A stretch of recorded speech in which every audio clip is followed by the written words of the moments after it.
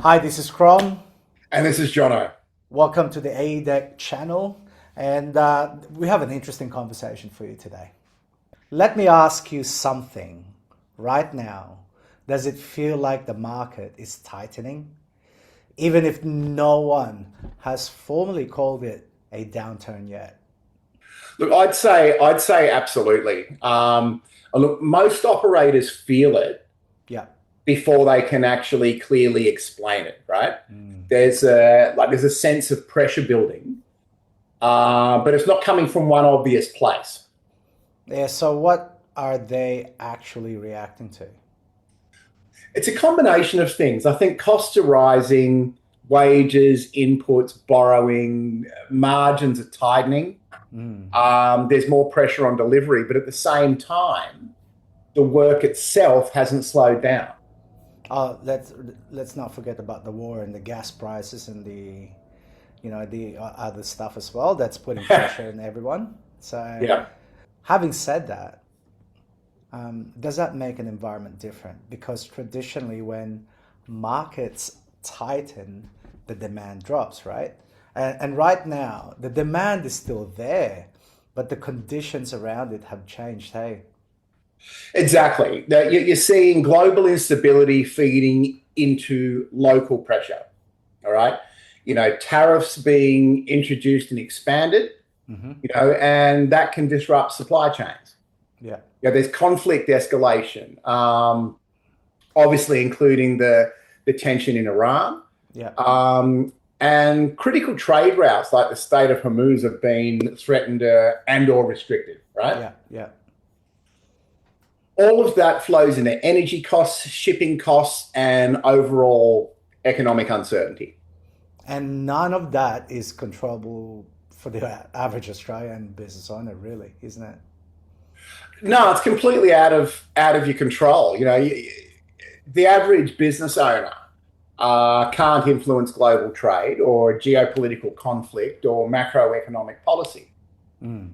Um, but they've still got to deliver. They still have to grow, and they still have to protect their business. So that creates a very specific kind of tension, hey? It does. It does. Businesses now have two competing requirements. You know, they need to grow because demand is still there.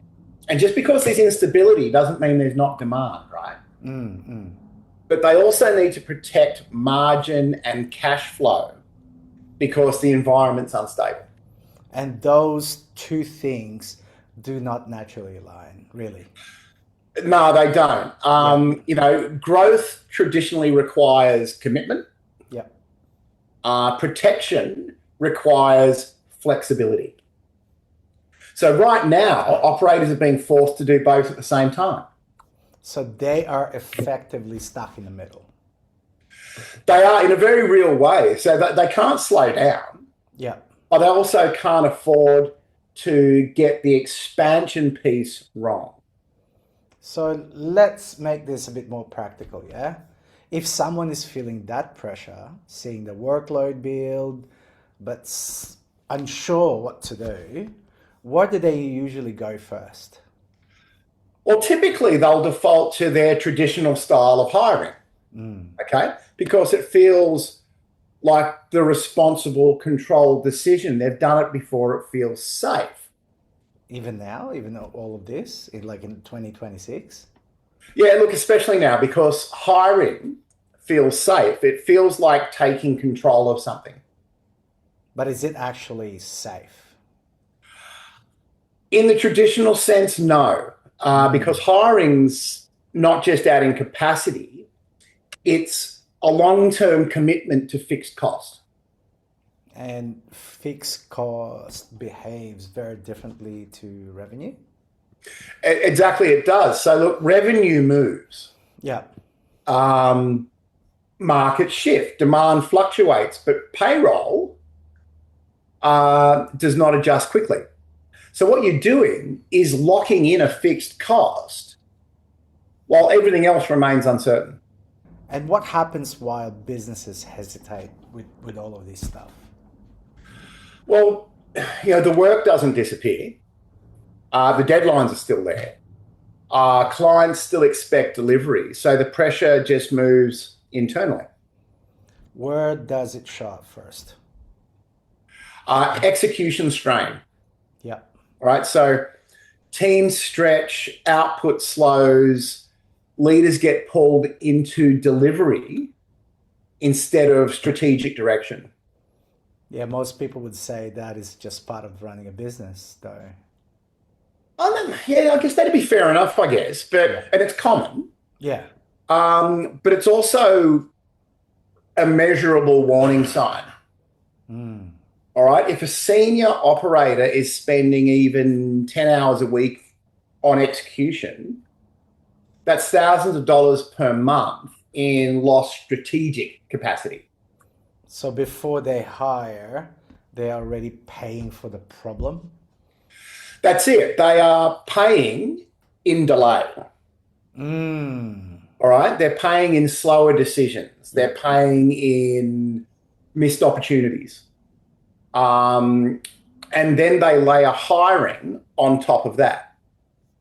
So what are they getting wrong then? Well, you could say that they're solving the wrong problem. Okay.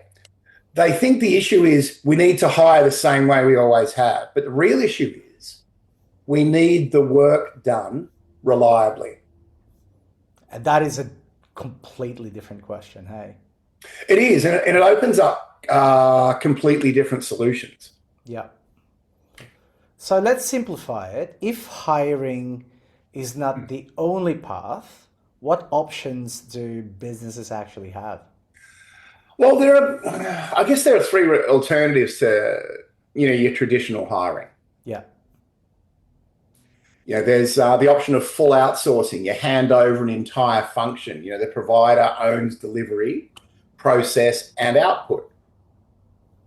The benefit is there's minimal internal management, but the trade-off is a little bit reduced visibility and control.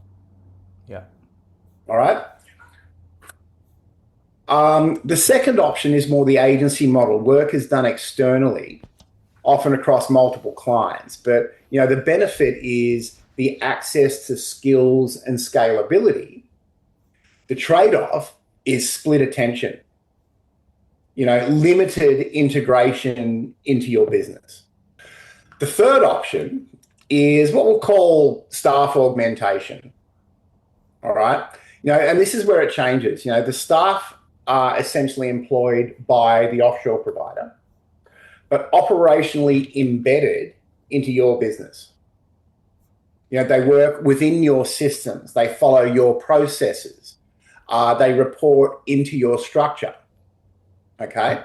The benefit is you retain control of execution without carrying the payroll risk. And they essentially function as a true extension of your local team. So better operators are not asking, who do we hire? Yeah, they're not. So they're more asking, how do we increase capacity without increasing fixed cost? That's good. Yeah, that's a good one. And that is fundamentally different way to scale your business, hey? It is. It's a more controlled way to scale because it allows you to respond to demand without locking yourself into long-term cost exposure. Yeah, right. Okay. So in this kind of market with global pressure, rising costs, and uncertainty, the goal is not to slow down. No, the goal is to stay operationally stable, while remaining financially flexible. Control what you can control. And what you can control is how you build capacity. So the real question is not whether you grow, isn't it? No, it's more, you got to grow. Like businesses grow. Yeah. Okay. It's how you grow without increasing risk. Scale. So you're scaling your business, you're making it bigger, making the capacity, able to handle all the work. all the output is of the quality that you want. Isn't that what everybody wants? That's exactly it. That's exactly it. And the idea in the end is to scale your business, not just to payroll. Okay, got it. I think I'm starting to get this, man. There you go.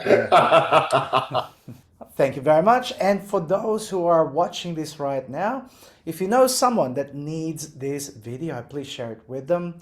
Please also subscribe to this channel and click the notification bell, so next time we have content, you will be one of the first ones who will get it. And for now, this is Crom from ADEC. And this is Jono from ADEC. Have a good evening. Have a great evening, everyone. See you next week.